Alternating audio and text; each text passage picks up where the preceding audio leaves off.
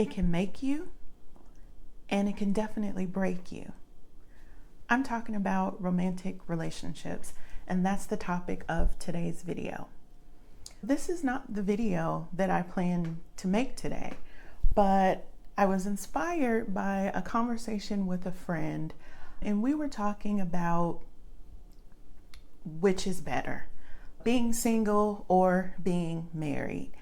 If you were to ask me that question personally, I would tell you what I usually say to most personal finance questions and lifestyle questions, and that is, it depends. It depends on you. It depends on what you want. It depends on where you are in life. There is really no right or wrong. It's just right for you. So I thought it would be interesting today to discuss it with you, and let's talk about some of, I won't say pros and cons, let's talk about both sides of the coin, and then maybe you can decide which you think is better for you. Okay, so one of the things that people often think about when you think about becoming a couple, getting married, is combined incomes. That can be a great benefit because we all know there's a little something called a singles tax, which if you are single, then you know that the price that you pay for a similar service or good is all on you. Okay, you're paying the full price of everything. For example, think about a hotel room and think about whether it's one person in there or two people in there. Oftentimes it's the same price. So if you're a single person, you bear the costs all alone. Whereas if you're a couple, sometimes you can split that, or you have two incomes to help you cover for that. So a lot of people see that as more of a benefit of being part of a couple rather than being single. And also those dual incomes can support financial and lifestyle goals. You can potentially have more money to travel. You could potentially have more money to save, to invest. You can combine incomes to get a bigger mortgage, often in a lot of cases. And I'm talking about if you're in a couple where you're both bringing in income. There's many couples where one of the spouses stay home and don't bring in any outside income. That's a different scenario. But right now I'm just talking about two people come together, two incomes, and what you can do together versus a single income and having to stretch that further and further and further. So if you're single, you know all too well how to stretch a dollar, because most likely you have had to at some point. Because when you're single, all the responsibility falls on you. Now, is that a pro? Is that a con? I don't know. Depends on you. It depends on your financial situation. Depends on what you want. It depends on how much money you make. So it could go either way. That's why I say it's not a pro, it's not a con. It just is either right for you or it isn't. But when you are single, all of the responsibility financially falls on you. You don't have that built-in second person that you can rely on. And some people see that as a safety net if you have another person. It may or may not be, but as a single person, you know that you don't have that to rely on as readily as a person who is part of a couple. Another thing to consider, tax benefits. So the US tax code is quite generous for married couples filing jointly. So there's a lot of tax benefits that you can get by filing that way, and that could have a big impact on your finances and how many taxes you save and many things. For example, if you sell a home, you get a tax exemption if you meet certain guidelines, but you can possibly qualify for tax exemption. That tax exemption is essentially doubled if you're a couple versus if you had that same exemption as only a single person. So that can be huge. Whether you pay taxes on $250,000 or $500,000, that's huge. That's a big difference. So that's something to look at as far as being married versus being single. So IRS, you might want to look out for single people a little bit more. I'm just saying. So people who are part of a couple usually have a greater sense of security. Like I mentioned before, you're part of a couple, you know that person is there. And I think most people go into marriages believing that they will have this life partner to go through life with, to share all the responsibilities with. If you have children, that's a huge benefit to have a two-parent household raising a child. A lot of people feel a sense of security, particularly as you get older. A lot of people express fear about growing old alone.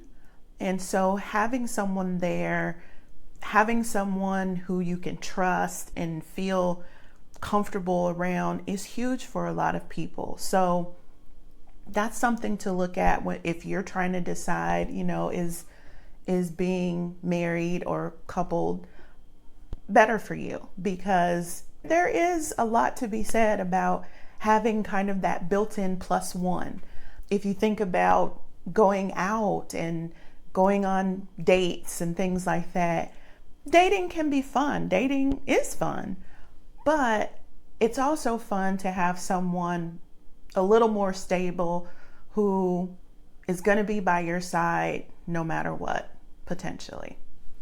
So since I mentioned dating, let's talk about dating for the single folks. So if you're looking for a partner, the usual process that people go through is through dating. Now, dating is not necessarily cheap. It can be quite expensive depending on what side you're on. You might be paying for the dates. You might be paying for clothes and hair and makeup and nails. And you may be doing a lot of things that require a little bit of a dating budget. You might be traveling more. You might be going out to eat more. You might be going to concerts and festivals and things, all within the realm of dating. So that's something that you have to consider, and you have to be careful. Let's be honest. You really have to take your time to get to know people. Dating can take a long time. To allow yourself that time to get to know someone. My mom used to say, you need to see a person through every season. So a year. So what that means is you need to go through some stuff. You need to see how people react to things. You need to have enough time to understand their true character and things like that. So there's that. And also, increasingly, there are dating scams that you need to be aware of, particularly, I would say, for women over 40 and 50. If you're retired, there are some men out there that are preying on you. They see you as a meal ticket. They see you as their way out. So they will wine you, they will dine you, they will love bomb you, and they will do everything they can to get in your inner circle to get your money or to scam you out of your money. So be very careful if you're out there in the dating world. Just something to consider. Now, depending on your values, intimacy could be a very big reason for someone to want to get married. So obviously, if you're in a marriage, there's a certain level of intimacy that you may not have with someone you might just be dating. So a lot of people prefer to be in a loving, committed arrangement before they embark on an intimate relationship. Again, as I said with dating, intimacy can be tricky when you're single. You have to really look out for yourself because you may not be sure if the other person is looking out for you. So I always say, look out for yourself first and foremost. But if you're looking for someone to give you that emotional support, that true intimacy, you may or may not find that while you're dating. So it just all depends. And also to look at both sides, just because you're married doesn't mean you'll have a strong emotional bond and the intimacy will be there. That's not always the case either. So that's why I always say it depends. Every situation is different. So all you can do is look at your needs and the situation that you have or the situation that you want and see if it's right for you. Okay, so let's talk about some of the risk of being in a partnership or marriage. I read something the other day that was pretty interesting, and it was about being married, and someone had said that no matter what, we all end up single. And to a certain extent, that is true. That is very true, because there's always the risk. Just because you're married now, it doesn't mean it will always stay that way. Divorce rates are increasing. You also run the risk of losing your partner. You may end up a widow. There may be an accident or some kind of illness that will require you to become a caregiver. And while that's not losing them, it's losing a part of the relationship that was previously there because your role is now changing.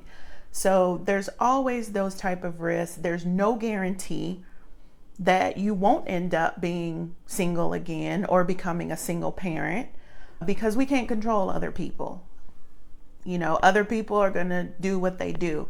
And so we can only hope that the other person is just as committed to us as we are to them. But to be perfectly honest, this is a risk that will always be there. And there's not much you can do about it. If your spouse comes home one day and decides he or she is done with the marriage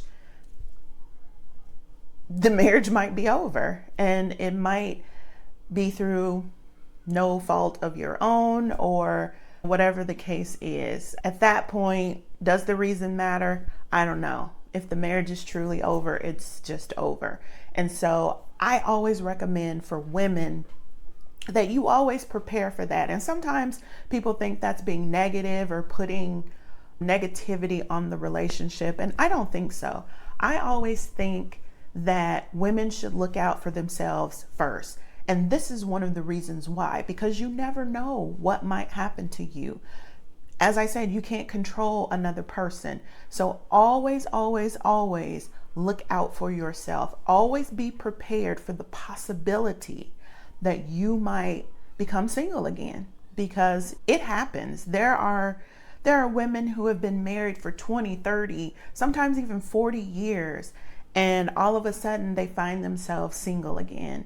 And it can be devastating if this was something you never ever considered, you never ever thought about. So I'll do another video in the future about how to protect yourself and your finances in a situation like that. But for now, just always keep that in the back of your mind. It is always a possibility that you may become single again.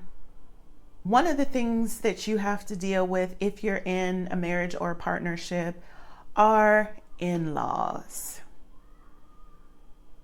Yes.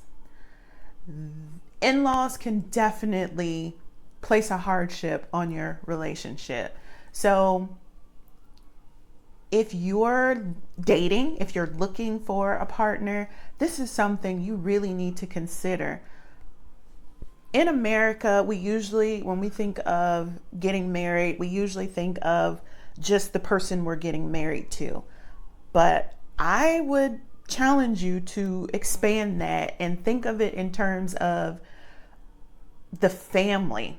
You're marrying into this family. Is this a family that you want to be a part of? Do you accept them? Do they accept you? Now, it doesn't mean you have to love everything about them, nor do they have to love everything about you to make it work. But there does have to be some level of respect. I have seen many times where spouses and partners ruin relationships in families. And I have seen where families ruin marriages. So it's very important that you consider the family, because they're going to be there. And it can be a very, very challenging situation if you are facing problems from your in-laws going into a relationship. So one of the things that I hear from a lot of my single friends is the societal pressure to get married or to have kids. And as you get older and older and older, these are some of my younger friends still in that age range where their parents want them to get married and have kids and all that. And there's a lot of societal pressure for that. And sometimes it gets to be too much. And I also have friends who feel left out, because if they're still single and they find that, hey, all of my friends are in relationships or getting married, or they're going on trips with their boo and all that kind of thing, and you're the third wheel all the time, that doesn't always feel good either. So there can be pressure to be part of a couple. But what I'll say is, don't let that pressure you into getting into a relationship that's not right for you, because I've seen that happen many, many times.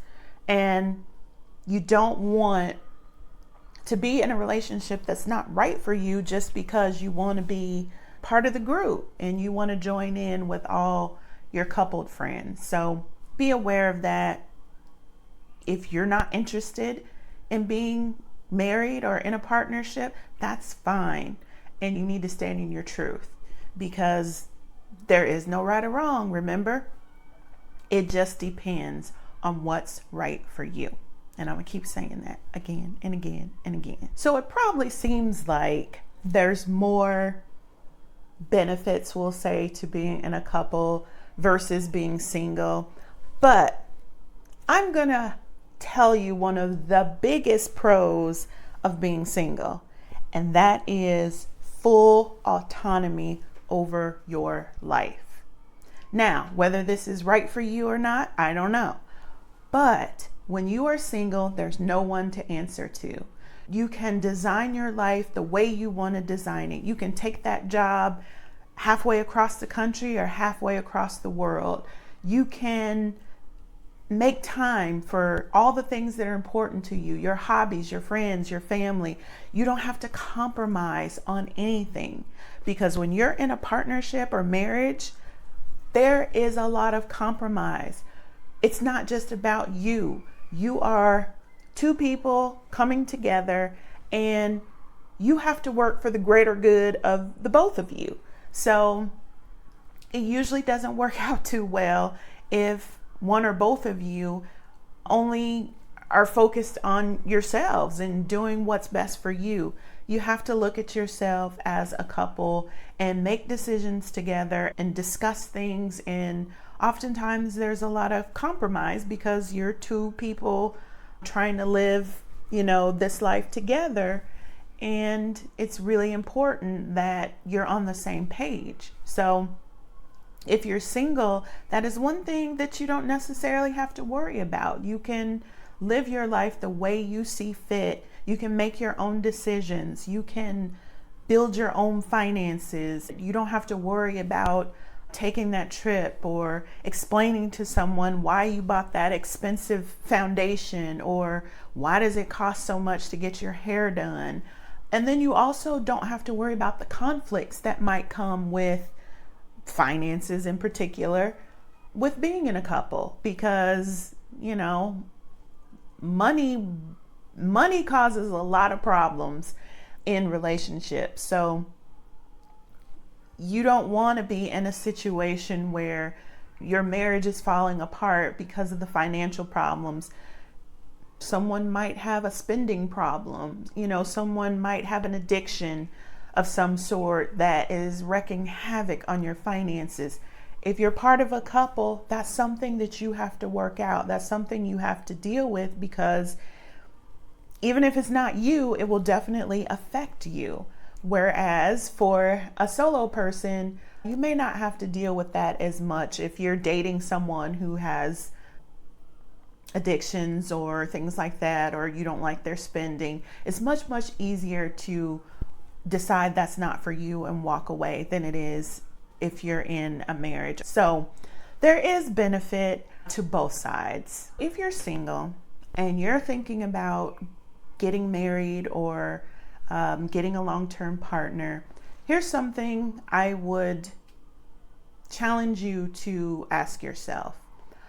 Look at this person and decide, is this someone I can see myself with long term? Is this someone I can see myself going through life with for the long term? Because the answer to that question is really, really important when you start making decisions. And also, are there any red flags? Don't overlook red flags. It's so easy when relationships are new and we're in the honeymoon phase and everything is great and we love everything about each other. But be careful that you're not ignoring red flags that are truly, truly important for the future, because it's so much easier to get into a marriage or relationship than it is to get out. So take your time and be careful when you're looking at a marriage or a long-term partnership. And the last thing to consider is, are you truly compatible for the things that matter most? Finances, children, possibly religion. Are you on the same page with where you want to go in life? Where do you want to live? Do you want to be a stay-at-home parent? Things like that. Talk about it. Make sure that you're compatible. Make sure you're on the same page, because if you don't, it's just going to cause problems down the line. So if you're already in a marriage or you already have a long-term partner, check in with them. Check in to make sure, are we still heading in the same direction? Do we still want the same things? Take the time to have these marriage meetings and really look at your life, set goals together. Where are we going? How are we going to get there together? That really matters. And also, if you find that there's some areas in your relationship that need work, be willing to work on it. If you want to continue in this relationship, if it's important to you, if it's something that you want to maintain for the long term, be willing to put in the work it takes to repair anything that needs to be repaired. If you need to get outside professional help, then do that. Because if it's worth it to you to maintain this relationship, then it's worth the effort. And by the same token, if it's not worth it to you, if you feel like this is a relationship that you need to leave behind for whatever reason, stand in that truth. There's no point in staying in a relationship that is not good for you. And so if that's a decision that you make for yourself, then take the steps that you need to take in order to resolve that. Because I will never tell anybody to leave their relationship. I don't know you. I don't know your relationship. But if you feel like you need to leave your relationship, then I would encourage you to follow up on that, because you feel that way for a reason. So before I wrap up today, I just want to leave you with a little bit of unconventional wisdom. When it comes to romantic relationships, the key thing is this: whether you're married or whether you're single, it doesn't really matter. Either one can be a blessing or a curse. It's just a matter of what's right for you. The most important thing for you to understand is that your choice of partner has a huge impact on your lifestyle and your finances. And when you're choosing this person to go through life with you, take your time, make sure you're compatible, and choose wisely.